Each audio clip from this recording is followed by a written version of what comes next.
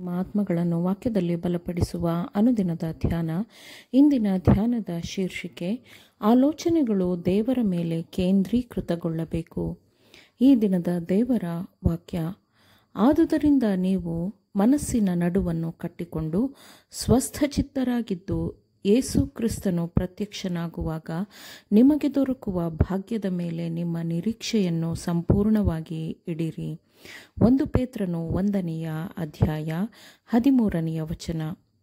ಒಂದು ಚಂಡಮಾರುತದ ಬಿರುಗಾಳಿಯು ತನ್ನ ಉಗ್ರ ರೂಪದಲ್ಲಿ ಬರುತ್ತಲಿದೆ. ಅದನ್ನು ಸಂಧಿಸಲು ನಾವು ಸಿದ್ಧರಿದ್ದೇವೆಯೋ? ಕೊನೆಯ ದಿನಗಳ ಅಪಾಯಗಳು ಶೀಘ್ರದಲ್ಲೇ ನಮ್ಮ ಮೇಲೆ ಬರಲಿವೆ ಎಂದು ನಾವು ಹೇಳುವಂತಿಲ್ಲ.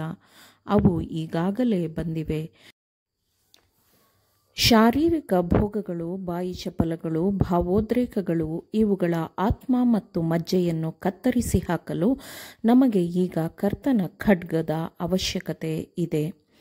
ಆಧಾರವಿಲ್ಲದ ಸಡಿಲವಾದ ಆಲೋಚನೆಗಳಿಗೆ ಒಪ್ಪಿಸಿಕೊಟ್ಟ ಮನಸ್ಸುಗಳು ಬದಲಾಗಬೇಕು.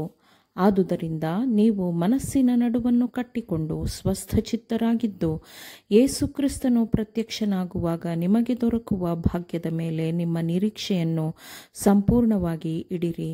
ನೀವು ಮುಂಚೆ ಅಜ್ಞಾನಿಗಳಾಗಿದ್ದಾಗ ನಿಮಗಿದ್ದ ದುರಾಶೆಗಳನ್ನು ಅನುಸರಿಸಿ ನಡೆಯುವವರಾಗಿರದೆ, ನಿಮ್ಮನ್ನು ಕರೆದಾತನು ಪರಿಶುದ್ಧನಾಗಿರುವ ಪ್ರಕಾರವೇ ನೀವು ವಿಧೇಯರಿಗೆ ತಕ್ಕಂತೆ ನಿಮ್ಮ ಎಲ್ಲ ನಡವಳಿಕೆಯಲ್ಲಿ ಪರಿಶುದ್ಧರಾಗಿರಿ. ನಾನು ಪರಿಶುದ್ಧನಾಗಿರುವುದರಿಂದ ನೀವು ಪರಿಶುದ್ಧರಾಗಿರಬೇಕು ಎಂದು ಬರೆದಿದೆಯಲ್ಲ ಎಂದು ವಾಕ್ಯವು ಹೇಳುತ್ತದೆ. ಆಲೋಚನೆಗಳು ದೇವರ ಮೇಲೆ ಕೇಂದ್ರೀಕೃತಗೊಳ್ಳಬೇಕು. ಹೃದಯದ ಸ್ವಾಭಾವಿಕವಾದ ಪ್ರವೃತ್ತಿಗಳನ್ನು ಜಯಿಸಲು ಶ್ರದ್ಧೆಯಿಂದ ಪ್ರಯತ್ನಿಸುವ ಸಮಯ ಇದಾಗಿದೆ.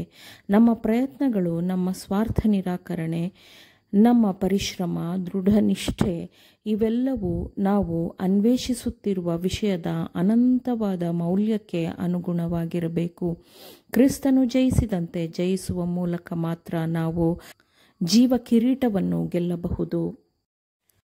ಮನುಷ್ಯನು ತನ್ನನ್ನೇ ವಂಚಿಸಿಕೊಳ್ಳುವುದು, ಸ್ವಾರ್ಥ ತೃಪ್ತಿಯಲ್ಲೇ ತೊಡಗುವುದು, ಹೀಗೆ ತನ್ನ ಬಲಕ್ಕೆ ಮೂಲನಾಗಿರುವ ದೇವರಿಂದ ದೂರಾಗುವುದು ಇದು ಮನುಷ್ಯನಿಗೆ ಬಂದೆರಗುವ ದೊಡ್ಡ ಅಪಾಯವಾಗಿದೆ.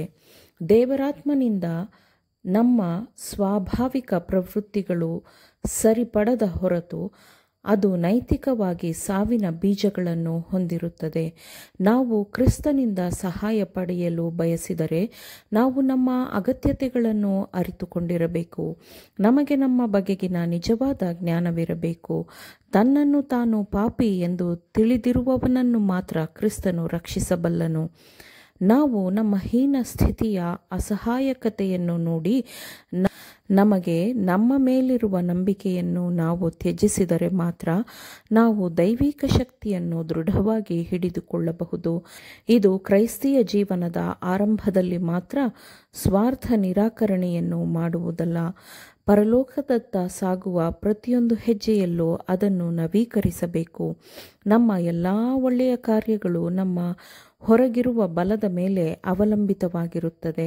ಆದುದರಿಂದ ನಮ್ಮ ಹೃದಯವು ದೇವರನ್ನು ಮುಟ್ಟಲು ನಿರಂತರವಾದ ಪ್ರಯತ್ನವನ್ನು ಮಾಡಬೇಕು ಮತ್ತು ಆತನ ಮುಂದೆ ಆತ್ಮವನ್ನು ತಗ್ಗಿಸಿಕೊಂಡು ಶ್ರದ್ಧೆಯಿಂದ ಪಶ್ಚಾತ್ತಾಪ ಪಡಬೇಕು.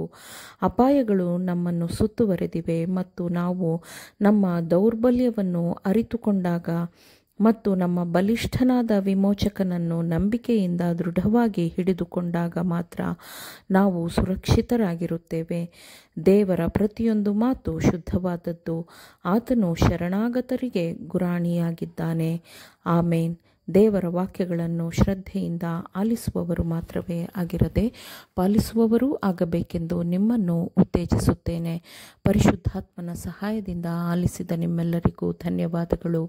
ಮತ್ತೆ ದೈನಂದಿನ ಧ್ಯಾನಕ್ಕಾಗಿ ನಾಳೆ ಸಂಧಿಸೋಣ. ಆಮೇನ್.